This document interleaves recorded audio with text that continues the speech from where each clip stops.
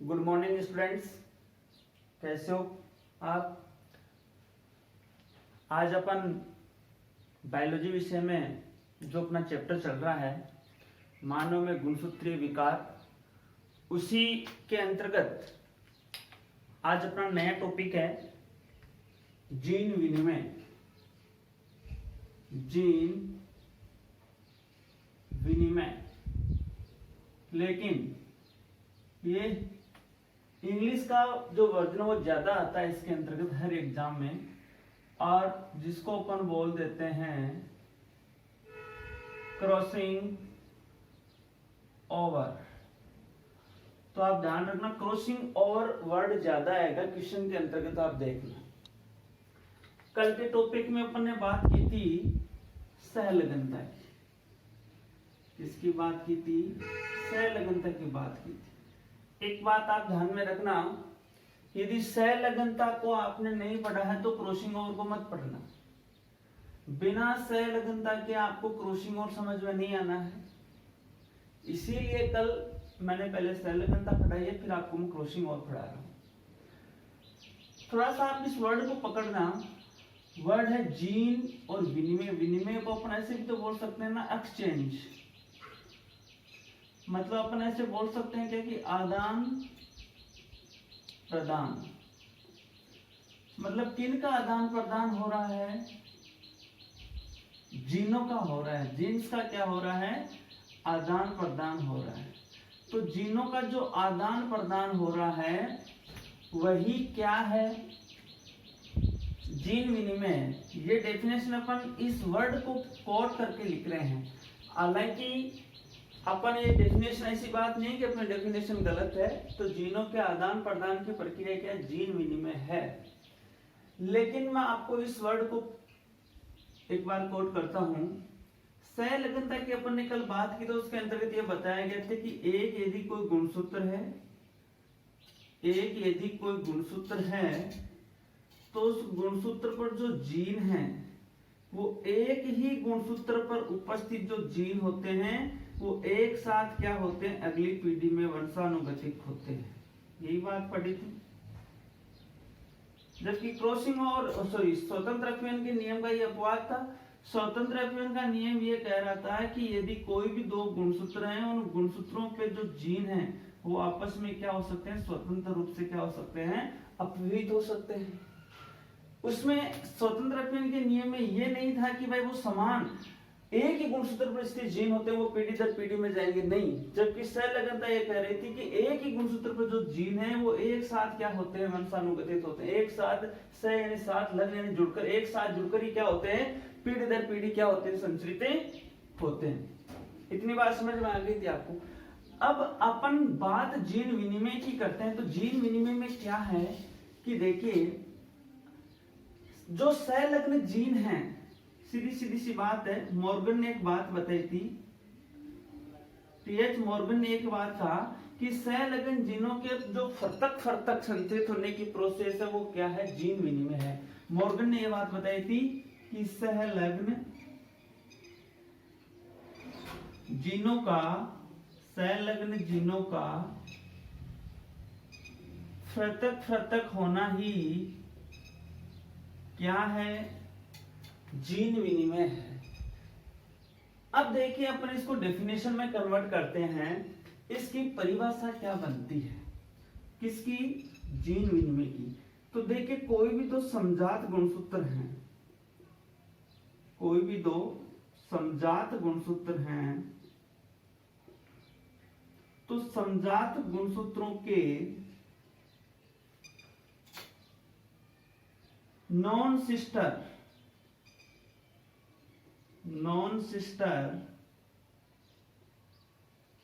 Chromatid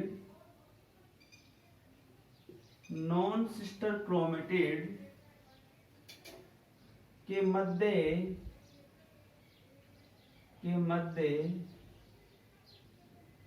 jeans के आदान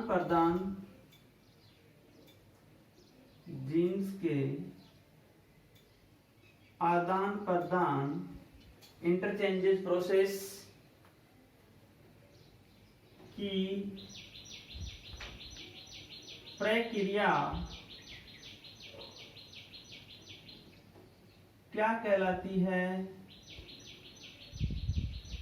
crossing over कहलाती है। अब आपके माइंड में एक क्वेश्चन तो जरूर आ रहा है, मैं समझात पूछ सकता हूं, आप जानते हो स्ट्रक्चर वगैरह में ये नॉन सिस्टर क्या होती है, तो इसको हिंदी में मैं ऐसा बोल सकता हूँ क्या कि नॉन सिस्टर यानी क्या होती है? अरे सिस्टर यानी क्या होती है? बहन होती है। और संस्कृत में क्या बोलते हैं? उसको भगिनी बोलते हैं, संस्कृत में भगिनी बोलते हैं ना। तो इसका मतलब ये क्या है? भगिनी नहीं है, नॉन सिस्टर से मतलब बहन नहीं है। इसका मतलब ये क्या है? अभगिनी हुई कि नहीं हुई? तो ये होगी अभगिनी। क्रोमेटिड को अपन क्या बोल देते हैं? अर्ध गुणसूत्र, यानी गुणसूत्र की क्या होती है? जो भुजाएं होती हैं। तो मैं क्या ऐसे लिख सकता हूँ क्या? अभगिनी गुणसूत्र, अर्ध गुणसूत्र। सही है बात? राइट है। अब आपको मैं बताना चाह रहा हूं कि ये है क्या, इसकी प्रोसेस कैसे होती है, क्रॉसिंग ओवर की प्रक्रिया। देखिए ये एक अपन देख रहे हैं कि गुणसूत्र है, और ये क्या है? इसके अर्ध क्रोमेटिड है गुणसूत्र, ठीक है। और इसी के तहत मैं आपको बता रहा हूं, समझ गए। और सेकंड की मैं बात कर रहा हूं कि ये भी एक समजात गुणसूत्र है इसका, बिल्कुल कौन सा गुणसूत्र है? समजात गुणसूत्र। दो कलर मैं यहां नोट कर रहा हूं, ये दो समजात गुणसूत्र है।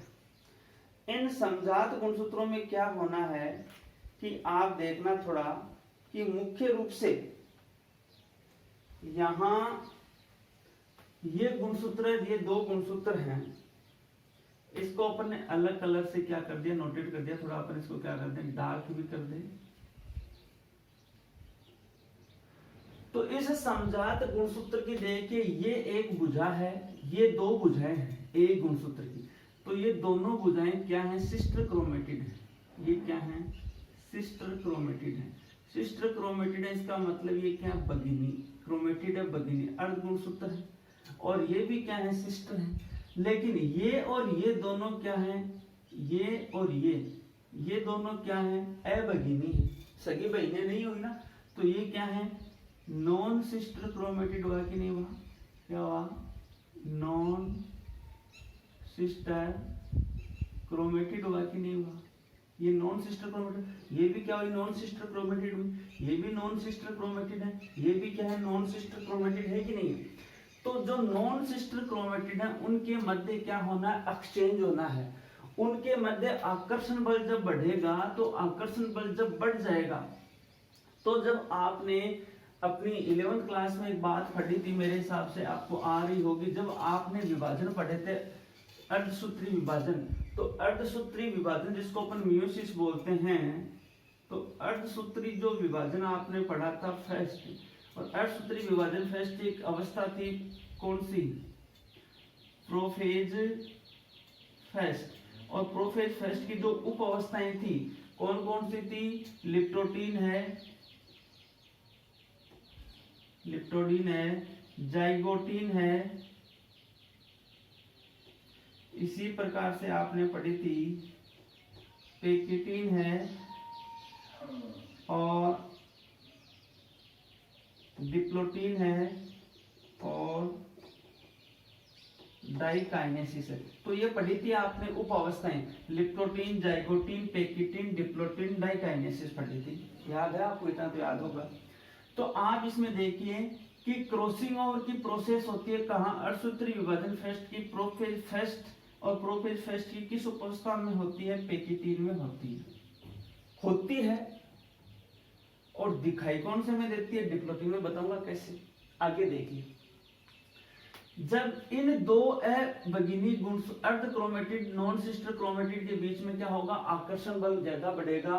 तो इनमें क्या होगा? सीधी सी बात है कि जीनों का क्या होगा? आपस में एक्सचेंज होगा।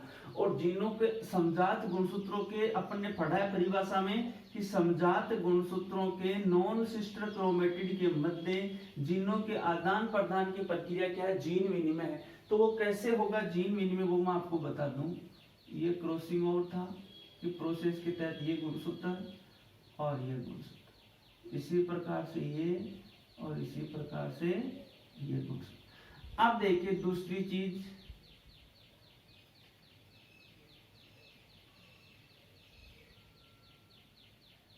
ये हो गया और ये हो गया। अब देखिए दोनों नॉन सिस्टर क्रोमेटिड हैं, ये नॉन सिस्टर क्रोमेटिड है कि नहीं है। इनके बीच में गुणसूत्रों का क्या हुआ, आदान प्रदान हुआ। भाई आदान प्रदान हुआ कि नहीं हुआ। अब आप कह सकते हो कि सर ये भी तो क्या है, इसकी क्या है, अवगिनी है, लेकिन जो बिल्कुल गुणसूत्र जितने पास में होंगे, समीप होंगे, उनमें आकर्षण बल उतना ही ज्यादा होगा, उनमें जीन विनिमय उतना ही क्या होगा, अधिकतम होगा। इस बात का थोड़ा सा क्या रखना, ध्यान में रखना। अब देखिए आगे की मैं आपको बात बता दूं, इसी के तहत आपको देखना है कि यहाँ आपने देख रहे होंगे कि जब समजात गुणसूत्रों में एक्सचेंज होता है तो यहाँ आपको एक अक्ष शेप स्ट्रक्चर दिखाई दे रही है। जब दो समजात गुणसूत्र आपस में मिल रहे हैं, नॉन सिस्टर क्रोमेटिड मिल रहे हैं, तो आपको ऐसी स्ट्रक्चर दिखाई दे रही है, अक्ष शेप स्ट्रक्चर दिखाई दे रही है। और आपने इन कोशिका विभाजन में पढ़ा है कि जो अक्ष शेप जो स्ट्रक्चर आपको ये दिखाई दे रही है, इस अक्ष शेप स्ट्रक्चर को आपने क्या कहा है, कियाजमेटा कहा है। क्या कहा है, कियाजमेटा कहा है। कियाजमेटा को हिंदी में क्या बोलते हैं, ये तो इंग्लिश का वर्ड है, इंग्लिश में बोलते हैं व्याता सीका। तो इसको अपन ने क्या कहा, कियाजमेटा खाया, यानी इसके अंतर्गत क्या होते हैं, जो समजात गुणसूत्र होते हैं, समजात गुणसूत्रों के मध्य क्या हो रहा है, जीनों का क्या हो रहा है, आदान प्रदान हो रहा है। अब जीनों के आदान प्रदान की प्रोसेस इसके अंतर्गत हो रही है। इसका मतलब सीधी सीधी सी बात है कि दो समजात गुणसूत्रों के जो जीन हैं वो आपस में क्या हो रहे हैं, आपस में क्या हो रहे हैं, एक दूसरे से। भाई सीधी सीधी सी बात है कि समजात गुणसूत्रों में जो अर्ध गुणसूत्र उनके जीन आपस में एक्सचेंज हो रहे हैं। अब धीरे धीरे देखिए यहाँ कियाजमेटा दिखाई दे रही है, ये व्याताशिका होगी। तो यहाँ जीन विनिमय की प्रोसेस होगी, कैसे हुई, आगे थर्ड स्टेज में आपको मैं बताता हूं।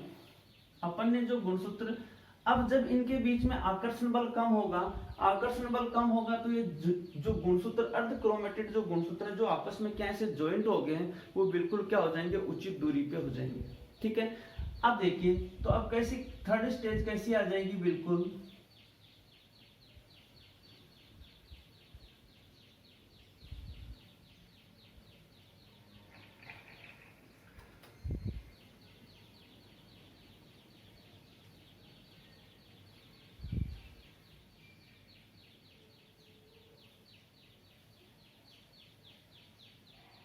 ये खंड इस प्रकार से हो जाएगा। इसी प्रकार से इधर अपन बात कर रहे हैं,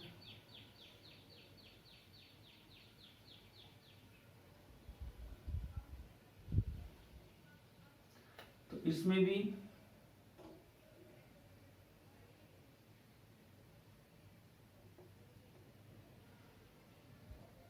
अब देखिए आपको अच्छी तरह से समझ में आ गया होगा। इस क्रोमेटिड का जो सेगमेंट था, जीन्स का मतलब जो खंड था गुणसूत्र का जीन, वो इसके साथ एक्सचेंज हुए कि नहीं हुए, ब्लैक कलर में आपको दिखाई दे है। और इस वाले जो जीन्स थे उसके साथ क्या हो गया, एक्सचेंज हुए कि नहीं हुए। अब इसका मतलब कुछ नए जीनों का क्या हुआ, संयोजन हुआ है कि नहीं हुआ है। अरे भाई इस गुणसूत्र में भी नए जीनों का संयोजन हुआ है और इस गुणसूत्र में भी नए जीनों का क्या हुआ, संयोजन हुआ है। तो कल अपने सहलग्नता में पढ़ा था कि जो अपना रेशियो आया था 7:1:1:1, तो ये तो पैतृक आ रहे थे, लेकिन इनका निर्माण किन के साथ हुआ था, पुनर्संयोजन के द्वारा हुआ था। भाई रिकॉम्बिनेशन हो रहा है कि नहीं हो रहा है, इसका मतलब पुनर्संयोजन की प्रोसेस यहाँ हो रही है कि नहीं हो रही है। पुनर्संयोजन की अपन बात कर रहे हैं, सीधी सीधी बात, इसका मतलब कुछ ना कुछ नए जीन जुड़ करके नए लक्षणों का क्या कर रहे हैं, निर्माण कर रहे हैं कि नहीं कर रहे हैं। तो ये पूरी की पूरी प्रोसेस इस प्रकार से क्रॉसिंग ओवर की हो रही थी। यानी इसमें दो सीधी सीधी सी बात अब आपके समझ में आ गई होगी कि कोई भी दो समजात गुणसूत्र हैं, ये गुणसूत्र कौन से हैं, समजात गुणसूत्र हैं। और इन समजात गुणसूत्रों के मध्य क्या होता है, जब इनके नॉन सिस्टर क्रोमेटिड के मध्य क्या होता है, जीन एक्सचेंज होते हैं। ठीक है, और एक्सचेंज होने के कारण क्या होता है, पुनर्संयोजन होता है। पुनर्संयोजन के तहत क्या होता है, क्रॉसिंग ओवर की प्रोसेस क्या होती है, गठित होती है। समझ गए होंगे इस बात को इतना। अब देखिए ये जो प्रोसेस है कौन सी, जीन विनिमय की प्रक्रिया है। मैंने आपको बताया कि लिप्टोप्रोटीन की जाइगोट पेकिटिन जो अवस्था होती है प्रोफेज फेस्ट, प्रोफेज फेस्ट कौन सी, अणुसूत्री विभाजन फेस्ट की प्रोफेज जो फेस्ट है इसकी पेकिटिन अवस्था होती है। वैसे इसको आप हिंदी में क्या बोलोगे, स्थूल सूत्रावस्था। वैसे आपको हिंदी का ज्यादा ध्यान में नहीं रखना है। तो पेकिटिन अवस्था में क्या होता है कि क्रॉसिंग ओवर जो प्रोसेस होती है, यानी जो क्रॉसिंग ओवर प्रोसेस होती है वो क्रॉसिंग ओवर प्रोसेस क्या होती है, इसके अंदर संपन्न होती है। लेकिन ये जो गुणसूत्र होते हैं ये आपस में क्या होते हैं, पूर्ण रूप से इतने जकड़े हुए होते हैं कि अपन को सुव्यवस्थित रूप से दिखाई नहीं देते हैं। तो आपसे क्वेश्चन आ जाए कि संपन्न कौन सी अवस्था में होती है, तब तो आपको लिखना है पेकिटिन अवस्था में। और दिखाई कौन सी अवस्था में देती है क्रॉसिंग ओवर, ये प्रश्न आ जाए कि दिखाई देना, तो दिखाई कौन सी अवस्था में दिखाई देती है, डिप्लोटिन अवस्था में क्या होती है, दिखाई देती है। ऐसे याद कर लेना। और डिप्लोटिन एंड डिस्प्ले, डिस्प्ले क्या होती है, टीवी की डिस्प्ले वगैरह होती है तो अपन को दिखाई देती है। तो दिखाई कौन सी अवस्था में देती है, डिप्लोटिन अवस्था में क्या देती है, दिखाई देती है। और क्याजमेटा भी आपको बताया था कि जब इसमें क्याजमेटा होती है तो वो भी अपन को क्याजमेटा दिखाई देगी मुख्य रूप से, तभी तो अपन को ये दिखाई देगा कि गुणसूत्रों का एक्सचेंज हुआ है कि नहीं हुआ। अरे हुआ ना। क्रॉसिंग ओवर तब होना है, इसका मतलब क्रॉसिंग ओवर उसी टाइम होना है जब क्या बन जाएगी, क्याजमेटा का निर्माण हो जाएगा। मेरे हिसाब से समझ गए होंगे, इतनी कोई दिक्कत नहीं होगी। अब देखिए, अब अपन पढ़ रहे हैं कि ये जो क्रॉसिंग ओवर है इसके टाइप्स की जब अपन बात करते हैं तो क्रॉसिंग ओवर के प्रकार कितने, तो प्रकारों की जब अपन बात करते हैं क्रॉसिंग ओवर की, तो इन जीन विनिमय का जो प्रकार होता है वो कौन कौन से होते हैं। तो देखिए प्रकार की जब अपन बात करते हैं जीन विनिमय की, तो एक है एक जीन विनिमय, एक जीन विनिमय, दूसरा द्विजीन विनिमय, द्विजीन विनिमय, और तीसरा है बहुजीन विनिमय। नाम से स्पष्ट है विनिमय हो रहा है किसका, जीन का हो रहा है, कितनी का, एक का। ऐसा मतलब नहीं कि भाई एक जीन का विनिमय हो रहा है, इसका मतलब ये हुआ जितनी क्याजमेटाएं बनेंगी, ये क्या है, क्याजमेटा है। क्याजमेटा का मतलब जहां जो गुणसूत्र होते हैं, जहां जो समजात गुणसूत्रों के जो अर्ध गुणसूत्र होते हैं वो जहां मिलेंगे और वो अक्ष जैसी शेप अपन को दिखाई देगी, वो क्याजमेटा है। अब क्याजमेटा को कितने गुणसूत्रों में कितने बन सकते हैं, तो क्याजमेटा डिपेंड करता है गुणसूत्र की लंबाई पर। जैसे ये गुणसूत्र है और ये गुणसूत्र है, यदि जिस गुणसूत्र की लंबाई जितनी ज्यादा होगी वहां उसमें क्याजमेटा उतनी ही ज्यादा बनेगी, और जिस गुणसूत्र की लंबाई जितनी कम होगी उसमें क्याजमेटा भी उतनी क्या बनेगी, कम बनेगी। अब देखिए एक जीन विनिमय है, इसका मतलब जीन विनिमय में क्याजमेटा कितनी बन रही है, एक ही बन रही है। इसमें क्याजमेटा कितनी बन रही है, एक ही क्याजमेटा का क्या हो रहा है, निर्माण हो रहा है। तो अपन इसको क्या कह देते हैं, एक जीन विनिमय कह सकते हैं। क्या अपन इसको ऐसा भी कह सकते हैं क्या कि इसकी युगली में केवल क्या बनती है, एक ही क्याजमेटा बनती है। यानी जब जीन विनिमय की प्रक्रिया में एक जीनों का क्या हो रहा है, विनिमय हो रहा है। इसमें अब इसमें द्वि है तो इसका मतलब क्याजमेटा कितनी बनेगी, यहाँ पे दो बनेगी, यानी एक से अधिक दो जीनों का क्या हो रहा है, एक्सचेंजिंग प्रोसेस हो रही है। और बहुजीन यानी दो से प्लस क्या बनेगी, क्याजमेटाएं बनेगी। भाई यहाँ एक है, ये दूसरी बन गई, ये तीसरी बन गई, तो जितनी ज्यादा क्याजमेटाएं बनेगी उतने ही ज्यादा क्या होंगे, जीनों का क्या होना है, एक्सचेंज होना है। समझ गए मेरी बात। तो इस बात को आप थोड़ा सा ध्यान रखना कि जब अपन बात कर रहे हैं कि जीन विनिमय के प्रकार की, तो तीन प्रमुख जीन विनिमय, एक कौन सा है, एक जीन विनिमय है, एक कौन सा है, द्विजीन विनिमय है, एक कौन सा है, बहुजीन विनिमय है। तो इस हिसाब से अपन को ये समझना है। अब देखिए कि अपन इसके लक्षण पढ़ते हैं। तो लक्षण की प्रक्रिया की जीन विनिमय के लक्षण क्या है, कब कहां कैसे ये प्रोसेस संपन्न हो रही है। तो लक्षणों की बात करते हैं तो आपको पूरे डायग्राम से समझ में आ रहा है कि जब अपन जीन विनिमय के लक्षण पढ़ रहे हैं तो लक्षण सबसे पहली बात तो क्या है कि जीन विनिमय की जो प्रक्रिया है वो संपन्न कब होती है, तो आपको इस बात का ध्यान में रखना है। तो ये आपको अर्धसूत्री विभाजन प्रथम भाई मियोसिस फर्स्ट, तो अर्धसूत्री विभाजन फर्स्ट की प्रोफेज फर्स्ट की उपावस्था कौन सी, पेकिटिन में घटना घटित होती है। यानी क्रॉसिंग ओवर की घटना कब घटित होती है, तो अर्धसूत्री विभाजन फर्स्ट की प्रोफेज फर्स्ट की उपावस्था पेकिटिन में क्या होती है, घटित होती है। तो ये तो आप समझ गए होंगे कि भाई पेकिटिन अवस्था में क्या होती है, मुख्य रूप से घटित होती है। दूसरी बात, समजात गुणसूत्रों के मध्य एक घटना घटित होती है। तो समजात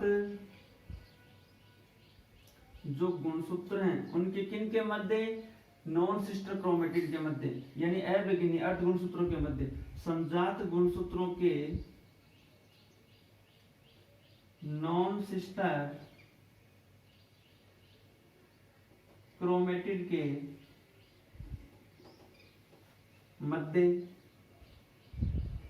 ही क्या होता है भाई, क्रॉसिंग ओवर होता है। ऐसे क्रॉसिंग ओवर की प्रोसेस क्या होती है, नहीं होती है। अब देखिए, जब समजात गुणसूत्र होंगे तो जीनों का आदान प्रदान होगा। दूसरी चीज, गुणसूत्र की लंबाई पर भी क्या होता है, क्रॉसिंग ओवर निर्भर करता है।